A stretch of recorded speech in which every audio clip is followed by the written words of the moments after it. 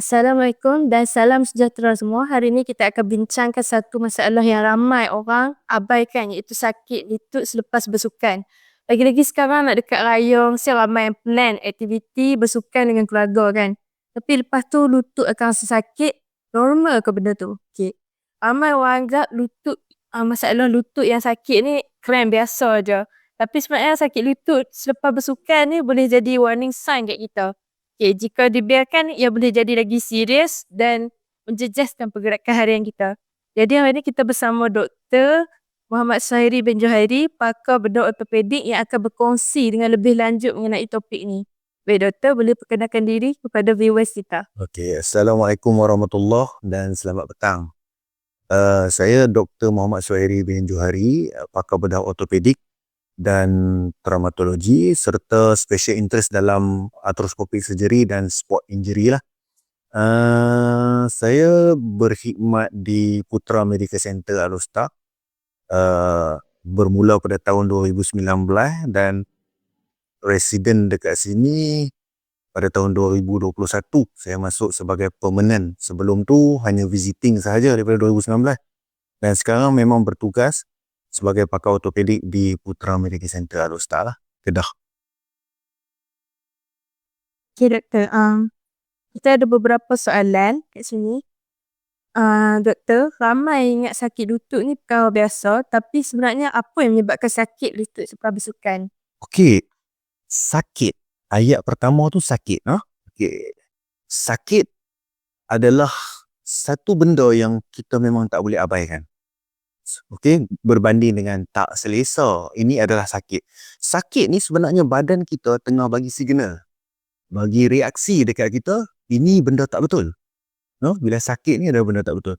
Jadi sakit disebabkan selepas bersukan ni adalah common berlaku kepada individu yang terlibat dengan sukan. Even professional athlete pun ada yang sakit, tambahan pula dengan orang-orang awam ataupun orang-orang yang tak bersukan tapi saja baru nak bermula sukan ataupun mula berjinak-jinak dengan sukan ni, ada yang apa tu mendapat kecederaan dan sakit ni lah. Okey. So faktor-faktor yang boleh menyebabkan sakit ni adalah selalunya contoh macam overuse. Yang common ni macam overuse, macam contoh kita tak pernah lari. Tapi tiba-tiba kita dah berminat lari, kita lari dengan terlampau jauh ataupun jarak yang memang tak sepatutnya badan kita boleh tampung. Okey, ataupun kadang-kadang ikut rakan sebaya lah.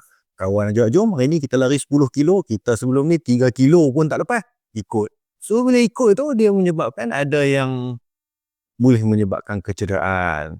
Yang kedua disebabkan oleh faktor otot yang belum kuat.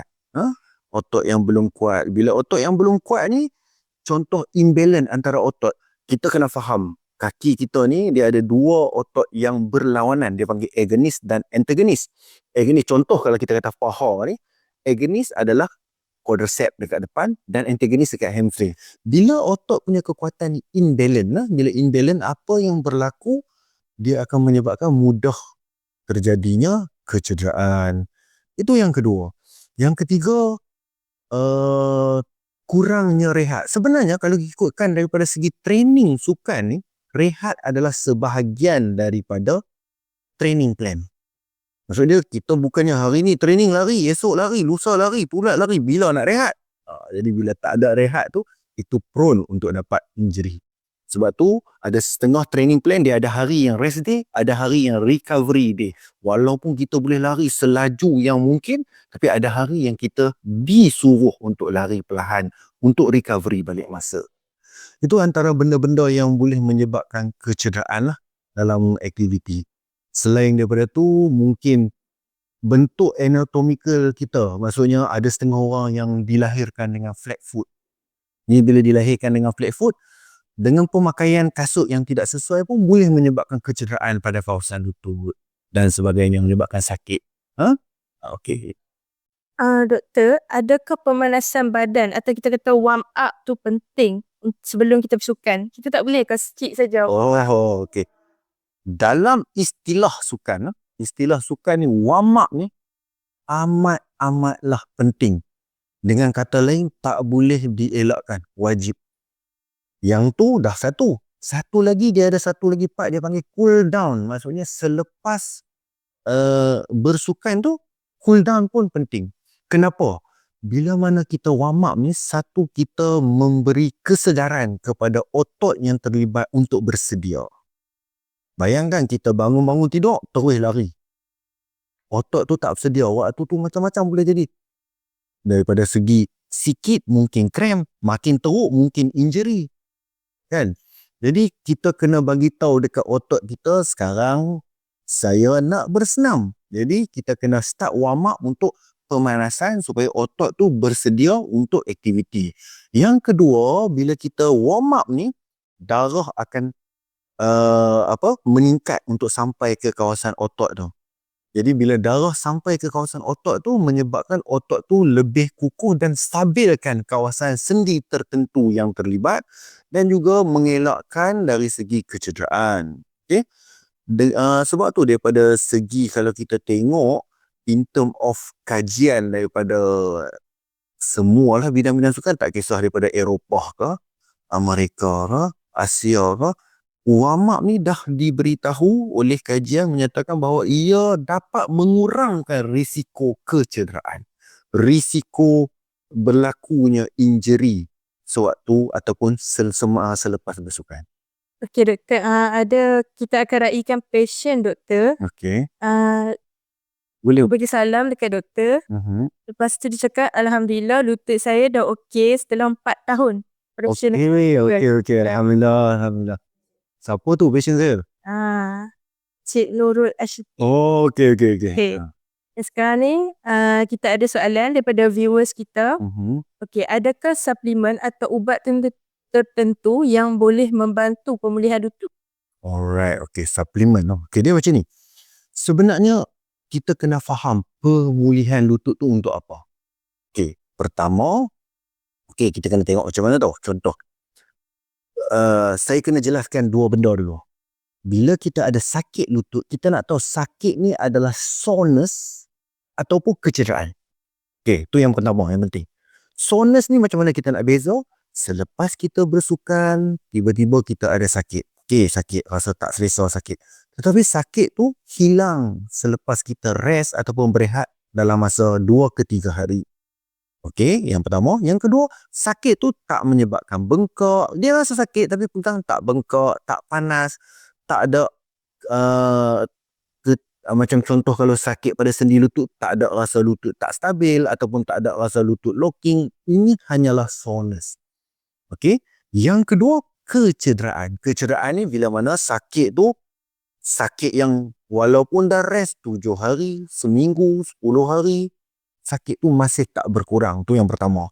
Yang kedua, sewaktu ada kecederaan yang berlaku tu, sewaktu bersukan, tiba-tiba dalam masa singkat dia bengkak, merah, panas. Lepas tu mengganggu aktiviti harian. Nak berjalan dah tak boleh. Berbanding dengan soreness tadi boleh berjalan, cuma jalan sakit. Sekarang nak berjalan tak boleh, lutut locking, tak boleh lurus, tak boleh bengkok. Ataupun jalan rasa gayat, rasa macam sendi tu tak stabil. Ini baru kecederaan. Jadi berbalik kepada soalan tadi tu, suplemen ni kita nak tahu untuk apa? Kalau kata setakat soreness, ada je orang makan suplemen untuk masa. Contohnya macam untuk kuatkan masa, untuk elakkan cramp. Contoh macam magnesium suplemen untuk elakkan cramp. Ataupun kecederaan sendi. Contohnya macam sendi yang ada wear and tear terhadap dia punya cartilage. So, dia boleh makan glucosamine ataupun chondroitin. Ada. Cuma kalau saya nak jawab dengan secara tepat dan terperinci dengan soalan tadi tu, sebenarnya memerlukan pemeriksaan sebab kita nak tahu apa masalah sakit tu, barulah kita boleh cadangkan suplemen yang sesuai. Sama ada suplemen tu untuk cartilage ke, untuk ligament ke, untuk muscle ke dan sebagainya. Okey doktor, seterusnya soalannya, sakit lutut selepas bersukan ni adakah punca daripada berat badan yang berlebihan? Alright. Ya, ini adalah salah satu lah penyebab. Okey. Banyak penyebab, tapi dah soalan tu tertumpu kepada berat badan, saya jawab berat badan dulu. Tapi ada banyak penyebab-penyebab lain. Okay. Pertama, Kalau ikut kajian, setiap 1 kilogram berat badan akan memberi impak tekanan kepada lutut sebanyak 1/4 kali ganda. Maksudnya, ibarat senang kata kalau kita nak congak, 1 kilogram berat badan kita menyebabkan impak dia macam 4 kilogram pada sendi lutut. Faham no? Mudah kan faham? So, sebab tu ada setengah orang bila dia turun berat badan sebanyak 5 kilo, senang cakap. Ibarat 20 kilo bebanan pada lutut dah dibuang. Sebab 4 kali ganda, 4 kali 5, 20, betul tak? Ibarat 20 kali ganda bebanan. Sebaliknya, kalau kita naik berat badan 5 kilo, berat dia macam lebih kurang 20 kilo tambahan pada lutut. Sebab lutut kita ni adalah sendi yang weight bearing. Maksudnya, dia menampung beban. Kalau kita tengok, saya tunjukkan sendi ya. Ni sendi, dia menampung beban. Jadi, bila berat badan ni, salah satu faktor dia akan memberi tekanan yang tinggi kepada sendi, menyebabkan apa berlaku, dia ada tingkatkan risiko kecederaan berbanding orang yang lebih ringan. No? Doktor, sakit lutut ni boleh menyebabkan masalah kronik ke kalau tak dirawat? Ya, itu sudah pasti. Okey, itu memang sudah pasti. Okey. Contoh, kalau kata seseorang tu ada kecederaan, okey, saya nak divide dulu bagi faham. Senang, kita nak bagi jelas. Okey. Pertama, macam saya cakap tadi, soreness saya dah cerita. Sekarang saya cerita kecederaan. Okey, kecederaan ni macam ni. Bila dia bersukan, tak kisahlah sukan apa, berlari ke, sukan bola sepak ke, badminton ke, taekwondo ke dan sebagainya, apa-apa sukan, pada hari tertentu yang malang tu, dia mengalami kecederaan. Bila dia ada kecederaan, menyebabkan sakit. Kedua, bengkak immediately. Maksud dia kena tu, dalam masa 15 minit tu dah makin membengkak. Okey, makin membengkak. Itu yang kedua. Yang ketiga, susah nak berjalan, sakit yang tak tahan. Okey. So, dalam keadaan itu, kita dah tahu dia ada kecederaan. Jadi, bila ada kecederaan ni, kena buat pemeriksaan. Sebab kita nak tahu kecederaan tu jenis apa. Sesetengah orang sekarang dia kata, okey, macam tadi, waktu introduction mukadimah kata, tak apalah, baru-baru cedera sikit. So, bila dah cedera sikit macam ni, kita rest sekejap, mungkin nanti dia akan okey. Ataupun mungkin ni adalah krem-krem biasa. Macam ayat yang tadi mula-mula cakap kan, krem-krem biasa. So, tetapi setelah kita rest, dalam masa seminggu, sakit tu tetap sama, tak berkurang, sepatutnya kena buat pemeriksaan. Sebab kalau kita biarkan, contoh, mungkin ada beberapa struktur yang cedera. Contoh pertama, mungkin pelapis sendi ataupun diberi nama meniscus koyak. Jadi meniscus koyak, bila kata dia ada koyak, apa yang berlaku sekiranya dibiarkan, lama-lama koyak tu boleh menyebabkan lagi besar dan sampai satu tahap dia boleh menyebabkan locking. Itu yang pertama. Yang kedua, contoh katalah tulang rawan, bila ada koyak menyebabkan tulang rawan tu makin bergeser dan makin teruk. So, dia akan menyebabkan terjadinya chronic arthritis yang pada mulanya hanya kecederaan biasa. Bila tidak dirawat, makin lama dia akan jadi komplikasi-komplikasi yang seterusnya. So, yang ketiga, dia akan memberi impak kepada aktiviti harian. Kalau kata serius benda tu, kadang-kadang nak berjalan, nak pergi kerja, ke kuliah, sekolah pun menjadi masalah. Itu baru cerita aktiviti harian. Kalau cerita dari segi performance sukan, kalau kata dia adalah atlet sukan, kan dah jatuh. Sepatutnya sebelum ni menang. Kalau tak dirawat, tiba-tiba makin jatuh, dah tak dapat lagi jadi Johan. Okay? So, kalau ada kecederaan, cepat-cepat dapatkan pemeriksaan dan rawatan. At least kita boleh tengok apa rawatan yang sesuai. No? Okey doktor, kita ada seorang viewers kita ni, dia dah 2 tahun lebih dah sakit lutut lepas sport injury. Okay. Dia risau dengan ACL. Macam mana proses nak check up dari awal doktor? Alright, okay. Pertama, ACL. Saya akan terangkan dulu. Macam mana kita boleh suspek ACL. Okay, bila kita suspek ACL, pertama kita kena tahu waktu kecederaan tu macam mana. Kecederaan tu selalunya ACL ni adalah kaki pijak terpusing. Maksudnya planted, pivoting dan ada pop. Ada dengar bunyi pop. So, itu dia punya kriteria pertama lah, okey, tapi bukannya 100% semua orang perasan benda tu. Bila dah kena tu kadang-kadang kita pun tak ingat betul-betul adakah bunyi pop dan sebagainya. Yang kedua, setelah cedera tu, apa yang berlaku walaupun dah rest lama masih memberi kesan. Kesannya apa tau? Kesannya contoh macam bila berjalan tanah tak rata, tiba-tiba lutut tu rasa gayat, rasa macam jalan ke kawasan yang berlopak-lopak, berlubang-lubang ataupun berbatu-batu, lutut tu rasa tak stabil. Ataupun bila kita lari, kita nak brake dengan menggunakan kaki yang tercedera tu, kita akan rasa bermasalah. Ataupun kita nak turn pusing pada kawasan lutut tu akan menjadi masalah. So bila mana ada benda yang macam ni, kita kena suspek kita ada ACL lah. So bila suspek ACL, pertama kena dapatkan rawatan, maksudnya pemeriksaan terperinci. Datang jumpa pakar, okey? Jumpa pakar. Saya adalah salah seorang pakar yang boleh merawat, tapi kalau kata berada di kawasan yang lain, berdekatan pun ada banyak pakar-pakar yang boleh merawat. So apa yang perlu buat bila jumpa pakar, dia punya prosedur ni adalah pertama pemeriksaan. Pemeriksaan ni ada beberapa pemeriksaan yang akan dibuat. Contohnya kita akan buat pemeriksaan secara physical examination dulu. Physical examination ni kita akan check ACL melalui maneuver tertentu. Kita boleh tengok ACL ni grade berapa laxity, ataupun ada giving way melalui pivot shift test dan sebagainya. So bila bioclinical assessment ni kita tengok-tengok, kita kata okey, suspek pesakit ni memang ada ACL. Rawatan seterusnya adalah kita kena buat MRI examination untuk confirm. So kita buat MRI. Bila MRI confirm kata memang ada kecederaan, dan kita tengok grade dia grade berapa. Okay. So bila kata confirm, kata tadi soalan tu ACL, confirm ada ACL, ACL ni selalunya memang memerlukan pembedahan. Kita kena buat gantian semula reconstruction lah, dia panggil ACL reconstruction surgery. Tetapi andai kata bila kita buat MRI tu nampak sebenarnya bukan ACL, hanya kecederaan tertentu, jadi mungkin tak memerlukan pembedahan, hanya perlu trial of conservative management dari segi fisioterapi, rehabilitasi dan sebagainya. Tapi apa-apa pun bergantung kepada pemeriksaan dan juga MRI tu. No? Doktor, ada seorang viewers kita ni, dia ada hematoma yang tak drain dari accident. Sekarang dia sakit lutut. Ada apa-apa yang boleh dia buat tak? Okay. Okay. Kalau kata hematoma di dalam lutut ni, kita panggil hematrosis.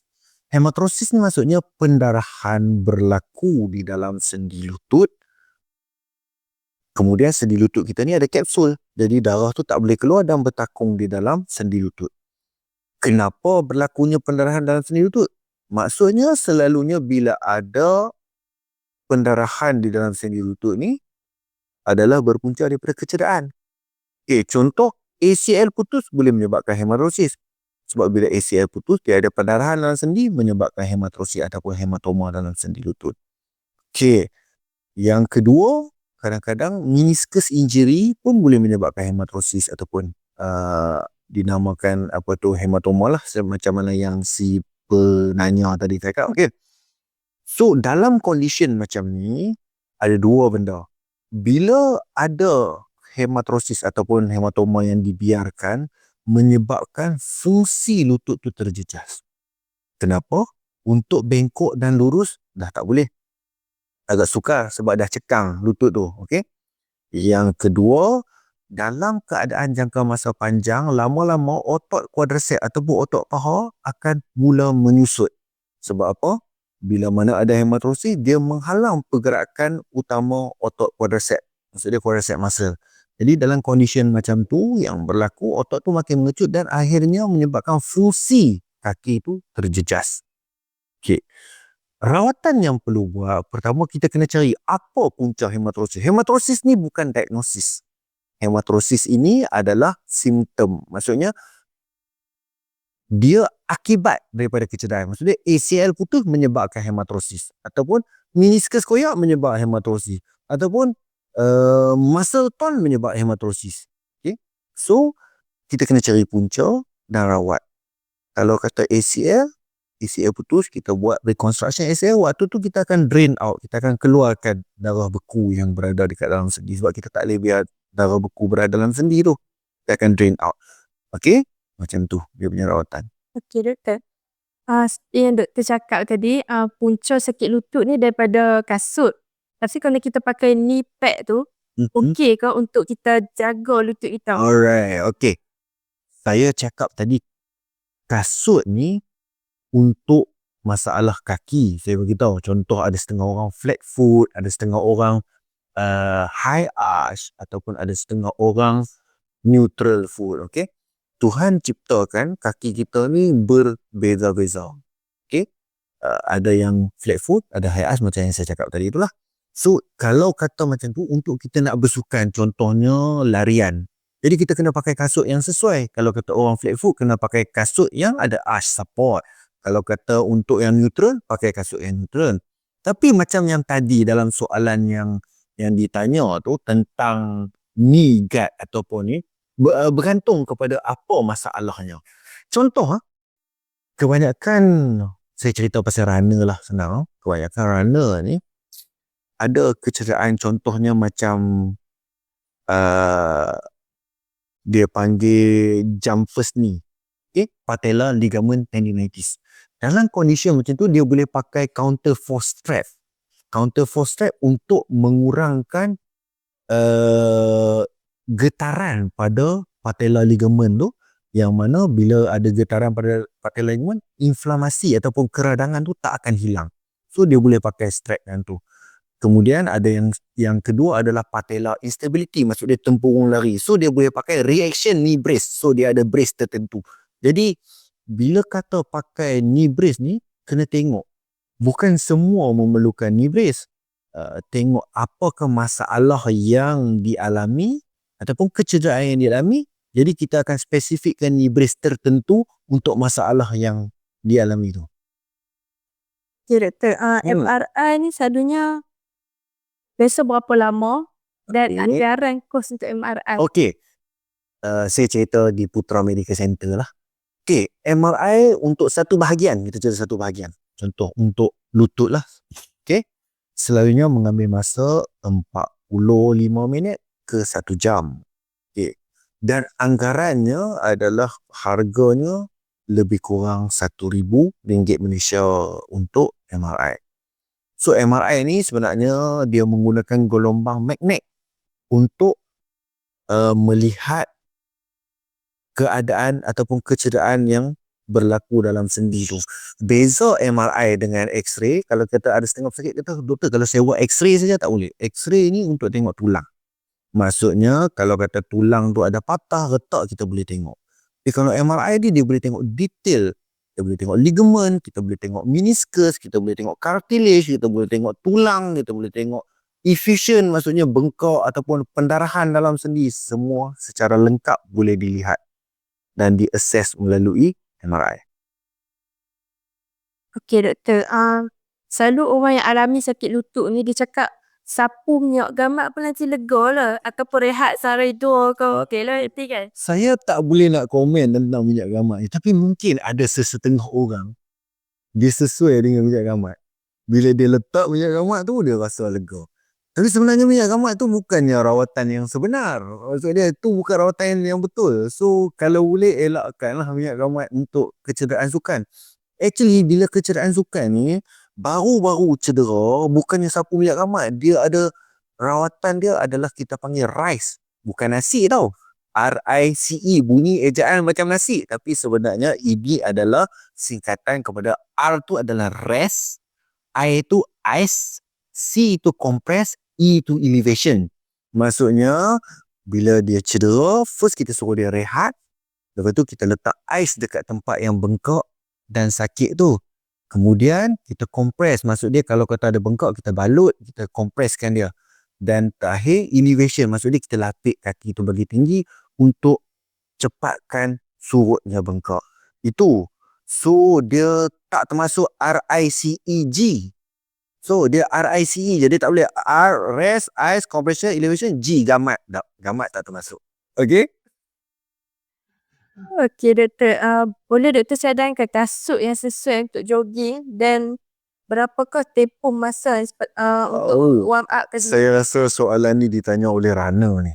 Okay. Alright, Acah. Dia macam ni. Kasut yang sesuai ni sebenarnya kalau ikut teknologi sekarang kita ada kedai-kedai peralatan sukan yang boleh periksa dan cek jenis kasut, jenis kaki kita. So, dia akan suruh kita berdiri atas satu alat, dia scan, masuk dalam sistem komputer, dia keluar balik dalam result tu, okey, sekarang kamu adalah flat foot, kamu adalah normal foot, kamu adalah high arch.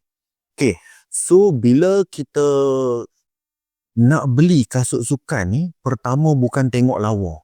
Setengah orang dia tengok kasut, oh kasut ni lawa, cantik, ni nampak kasut ni karat. So bila karat, kita akan ambil kasut ni. Tak, beli kasut yang sesuai. Mungkin saya bersama dengan kawan saya pergi kedai sama-sama. Tapi dia mungkin flat foot, saya mungkin normal foot. Walaupun dia suka kasut tu, tapi dia tak boleh beli kasut tu. Walaupun dia tengok saya beli, oh kasut ni doktor beli cantik, saya pun nak beli juga, tak sesuai. Jadi pertama tengok kasut ni berdasarkan kesesuaian dengan kaki. Sebab bila tak betul kasut, itulah punca mulanya akan ada injury. Dia akan start dengan shin splint, lepas tu Achilles tendinitis, dekat belakang wak keting sakit, shin splint, lepas tu mulalah nak kena iliotibial band syndrome, mulalah nak kena jumpers knee dan sebagainya, runners knee dan sebagainya. So kasut first. Kasut ni sebahagian lah ceritanya, bukannya 100% silap beli kasut injury. Ada lain lagi, teknik pun kadang-kadang running gait ataupun running form tu tak betul pun boleh menyebabkan ada kecederaan. Okay. So okay, tu kasut. Dan setiap kasut ni dia ada jangka hayat yang berbeza-beza. Kita kena tengok jenis kasut juga. Dia ada kasut yang untuk training, daily trainer, ataupun kasut untuk racing. Kasut basikal ada racing, kasut pun ada racing. Okay. So apa bezanya? Kalau daily trainer ni kadang-kadang ada setengah kasut dibuat boleh bertahan sehingga 600 km. Maksudnya bila kita pakai kasut ni sampai 600 km, kalau kasut tu masih cantik pun jangan pakai. Kita nampak cantik, tapak tak lekang, tapi dia dah start tak jaga kaki kita. So dia akan bagi impact, repetitive impact ni pun menyebabkan kaki kita senang cedera. Okay? Okay. Tetapi kalau kasut racing, dia dicipta dengan lebih ringan. Dia ada carbon plate dekat dalam. Lepas tu dia punya foam tu lebih ringan. So supaya dia akan memberi daya untuk kita pantul tujahan ke depan, dan juga lebih ringan untuk dapatkan speed. Jadi kasut-kasut yang jenis macam ni lagi tak tahan lama. Kadang-kadang 200 km pun dah kena beli baru lah. Walaupun harga dia beribu. Okay. Okay doktor, selalunya ACL ni high chance dia memang akan kena ke atlet saja ke? Tak. Sebenarnya kalau ikutkan pengalaman saya sebagai pakar ortopedik dan interest dalam kecederaan sukan, kalau nak ikut nisbah atlet dengan orang biasa, orang awam ni lebih banyak cedera. Sebab apa? Okey. Kenapa? Okey. Dia yang penting ni, kita kena tahu satu benda. Punca kecederaan, salah satu dia adalah teknik bersukan. Teknik bersukan tu penting. Bila atlet ni, dia dah diterapkan dengan teknik bersukan. Jadi kalau dalam kondisi tertentu, apa yang perlu buat? Macam mana cara kita nak elakkan kecederaan? Berbanding orang awam. Orang awam ni yang kita panggil dia weekend warrior. Hari biasa kerja, hujung minggu kawan ajak main. Jadi dia tak ada ilmu langsung tentang sukan. Jadi bila waktu tu nak main futsal, waktu tu nak main jogging dan sebagainya, yang ni yang lebih mudah cedera. Kenapa? Pertama, contoh punca cedera dia kadang-kadang dia turning dalam condition yang tak betul. Macam kaki dia planted, tiba-tiba dia nak pusing, nak ligan bola dan sebagainya. Yang tu menyebabkan ada kecederaan, ada potensi untuk cedera ACL. Yang seterusnya, mungkin cara tak betul. Contoh, baru kawan ajak nak pergi gym, tak pernah pergi gym, buat squat, tengok dekat dalam YouTube ataupun tengok dalam TikTok, oh macam ni orang buat squat, tapi tak kira pun pengiraan squat tu macam mana. So dalam posture tak betul, pinggang sakit, ataupun patellofemoral, antara tulang tempurung dan femur tu bergeser sebab teknik tak betul.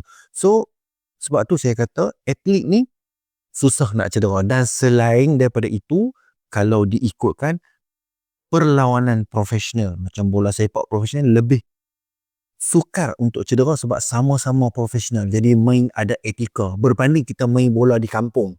Hak ni semua tak dapat bola, hentam kaki. So yang tu yang menyebabkan lebih banyak cedera. Jadi bukannya atlet lebih banyak cedera, kalau ikut secara keseluruhannya pesakit biasa lebih banyak cedera bukannya atlet. Okey doktor, soalan seterusnya, kalau kita terseluh ni, kita tak boleh pergi mengurut, betul tak? Alright. Terseliuh, kita kena tengok apa maksud terseliuh. Okay, sebab terseliuh ni bahasa kampung, bahasa biasa. Kita kena tahu, bila terseliuh ni maksudnya, okay, pertama kalau orang cakap terseliuh, dalam fikiran saya akan fikir ini bukan patah lah. Settle, tak ada patah. Okay, terseliuh. Terseliuh ni maksudnya soft tissue. Kita boleh divide soft tissue kepada pelbagai aspek. Pertama, hanya soft tissue biasa yang bukan serius. Maksudnya dia bengkak disebabkan oleh hanya otot lebam, soft tissue. Yang kedua, soft tissue lebih serius melibatkan ligamen. Contoh kalau kata dia cedera di buku lali, ankle ada ATFL, ligamen-ligamen yang untuk kestabilan lutut. ATFL, CFL, PTFL, deltoid ligament, Achilles tendon. Tapi kalau orang biasa dia akan cakap apa tau? Terseliuh. Jadi setiap satu tu rawatan berbeza. Kalau kata melibatkan ligamen, menyebabkan sendi tak stabil. Bila sendi tak stabil, ini dah memerlukan pembedahan untuk repair semula sekiranya benda tu betul. Tetapi kalau kata hanya terseliuh macam yang dicakap awal tadi, hanya bengkak biasa, gunakan konsep RICE yang saya cakap tadi. Rest, ice, compression dan elevation. Lepas tu pantau. Sekiranya sakit tu selepas 3 ke 5 hari hilang, ini adalah masalah yang tak serius. Tetapi kalau selepas seminggu sakit masih sama, bengkak tak surut, benda-benda ni masih ada, cepat-cepat dapatkan pemeriksaan teliti oleh pakar dan rawatan.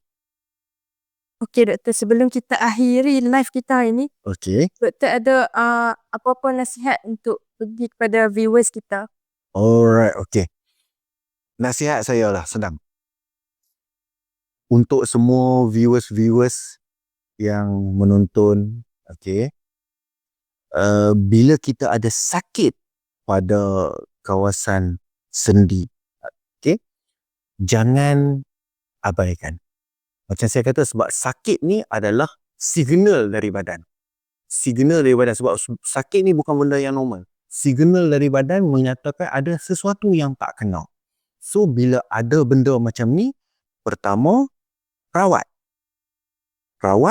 Yang kedua, kita kuatkan otot, kuatkan muscle, kuatkan supaya untuk mengurangkan kecederaan. Okay? Kuatkan otot.